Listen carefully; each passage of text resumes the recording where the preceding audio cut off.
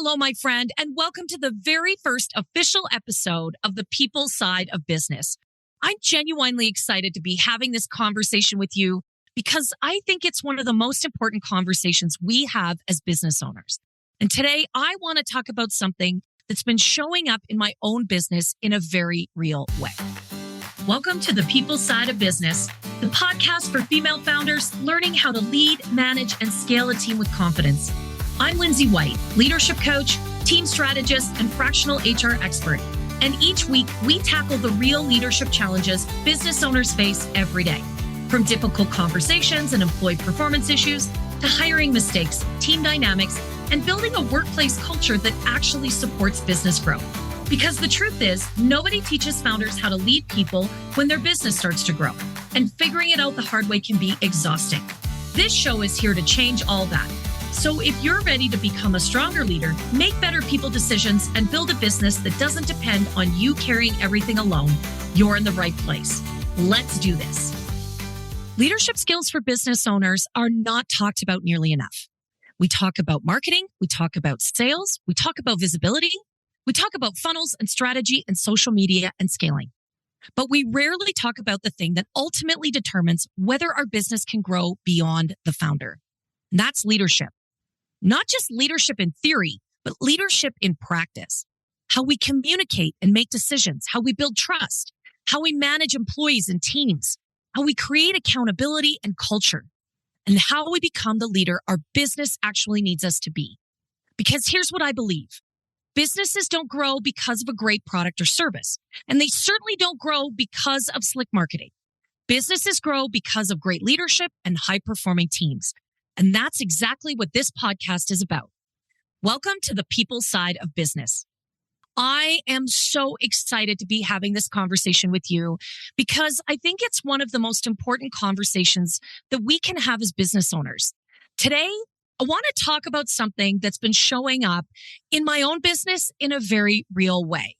Not as a theory, not as a framework, not as something I've already mastered, but as something that I'm actively learning and navigating myself. Because my business is growing just like yours. And the growth is really exciting. It really is. But growth also has a way of exposing every crack in your leadership.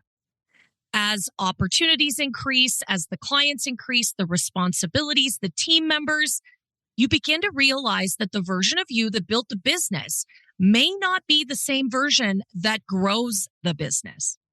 And that realization has been one of the biggest lessons of my entrepreneurial journey. So lately, I found myself feeling pulled in a dozen different directions. One minute I'm focused on client delivery. The next I'm working on strategy. Then I'm developing new tools. Then I'm creating new programs. Then I'm coaching team. Then I'm trying to think about growth. Then I'm trying to think about innovation. And it's making me bonkers. And somewhere in the middle of all of that, I had to pause and ask myself, how do I work in the business and on the business at the same time? Like, how do I continue to be the expert and also become the CEO? How do I stop being the person involved in every decision and become the person building the environment where great decisions can happen without me? Because that's how my business is going to grow. And if I'm being completely honest, there are days when that feels incredibly hard. There are days when I just feel like there's not enough of me to go around.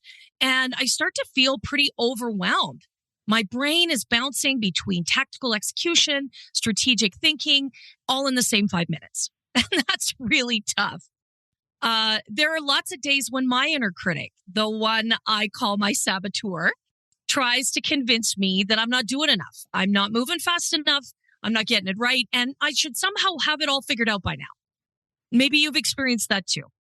And if you have, I want you to know you're in good company, because I think that this is the exact moment where many founders find themselves as they're scaling their business. And it's also where leadership really starts to become key to the conversation.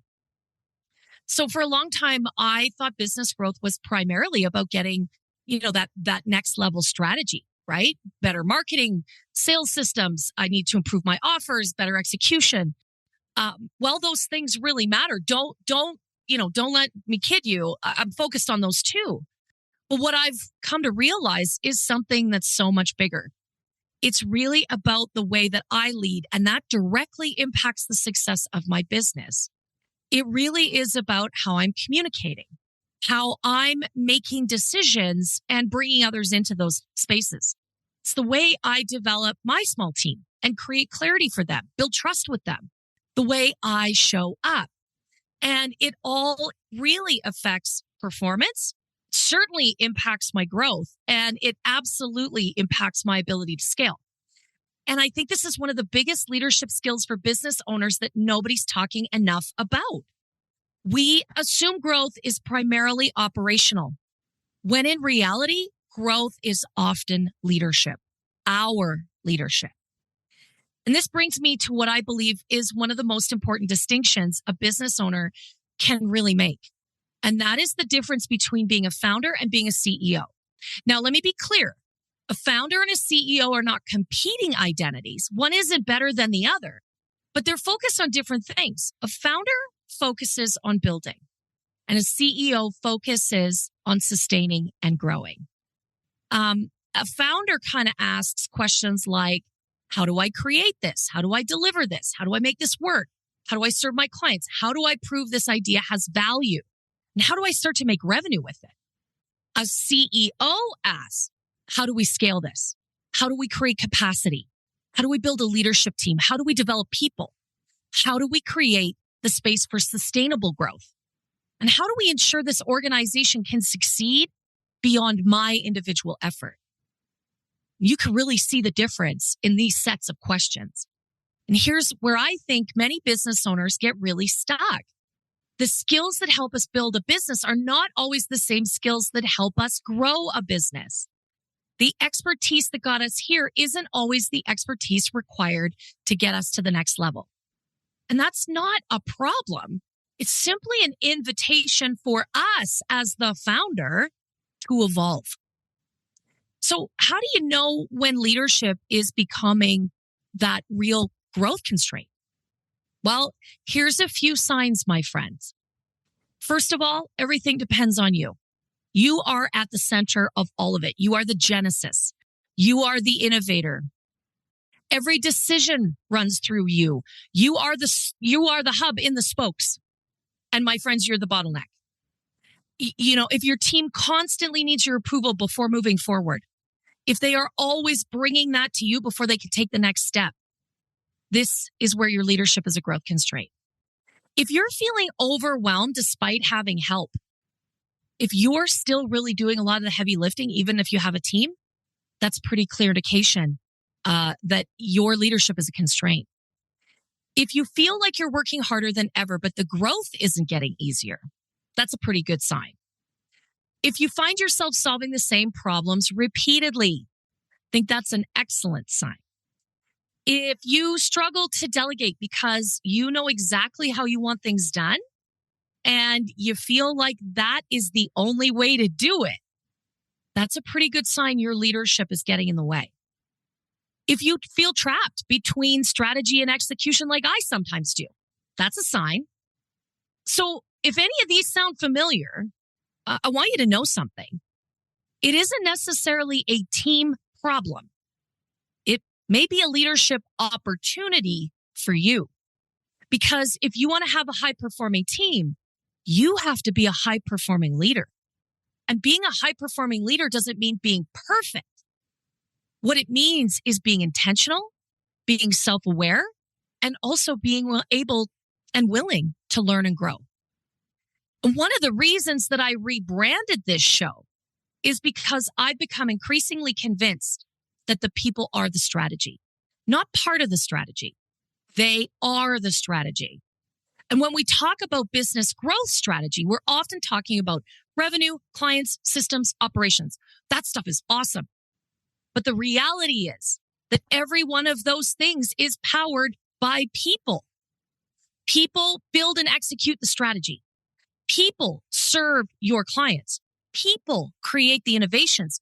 People solve those big problems.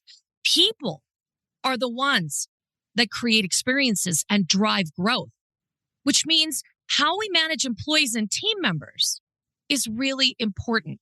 It means that team management strategies matter. It means that business communications matter. It means building company culture so you have a great place for people to deliver matters. It means building your leadership and building a leadership team that's effective matters. And yet so many business owners never receive any kind of training in these areas. We expected to figure it out while simultaneously running a growing business. And that's why this conversation matters. So here's the exciting part. You can learn leadership. I believe that everybody has the capability to be a great leader in their own way. You don't have to be born with it. You don't have to be a certain personality type. You don't need to become someone else. You simply need to have the willingness to grow and self-reflect on the way to doing that. The same way you've learned sales or marketing or finance, you can learn leadership. You can become a more effective communicator. You can become a better decision maker. You can become more strategic and you can become more self-aware. And absolutely, you can learn how to build and nurture and grow a high-performing team. And for women especially, I think this conversation is incredibly important because business leadership for women deserves more attention. It deserves more resources, more amazing examples, more community, and more spaces to have this discussion. More honest conversation about what it really takes to lead people while building a business and living a really fulfilling life. So before we wrap up today, I want to leave you with a few questions. Where might your leadership be influencing business performance right now? Where are you still operating as the founder when your business needs you to step into the CEO role? What decisions are you holding on to that could be developed in someone else? And what would become possible if your team grew alongside your business? And the biggest question of all, who do you need to become for your business to reach this next level? Not what you need to do. We all know what's on the list. The question is, who do you need to become? If there's one thing that I hope you take away from today's conversation, it's this. The way you lead directly impacts the success of your business. Not eventually, not someday, right now. And while products matter and services matter and marketing matters, sustainable growth is built through leadership and people. That's the conversation we're going to have here. Week after week, episode after episode, we're going to talk about leadership skills for female business owners. We're going to talk about team management strategies. We're going to talk culture, communication, accountability, growth, people, and how to build businesses that are successful because the people inside of them, including you, are thriving. And if today's conversation really resonated with you, I want to continue it. Come and find me on LinkedIn. Come and join me on Instagram. Send me a message. Tell me what leadership challenges you're navigating right now. Tell me what conversations you want us to have on the show. What is keeping you up at night? That's what I want to talk about. Because some of the best episodes are going to come directly from the questions and experiences women building businesses just like you have already in their head. So I want to thank you for being here. Thank you for joining me on this journey. Hit that subscribe button right now so you get next week's episode, and I'll see you soon. Thanks so much for listening to this episode of The People Side of Business. If this conversation resonated with you, make sure to subscribe to the show and share it with other founders in your world. And keep coming back each week for practical leadership strategies to help you lead, manage, and scale your team with more confidence. And if you're sitting in the middle of people challenges right now, whether it's leadership, team dynamics, hiring, culture, or difficult conversations, and you're realizing you don't want to figure it out alone, I'd love to support you. You can book a leadership strategy session with me through the link in the show notes or at highvoltageleadership.ca. I'd love to hear what you learned from today's episode, so come connect with me on Instagram at highvoltleadership or on LinkedIn. And remember, the people side of business is the business. I'll see you next time.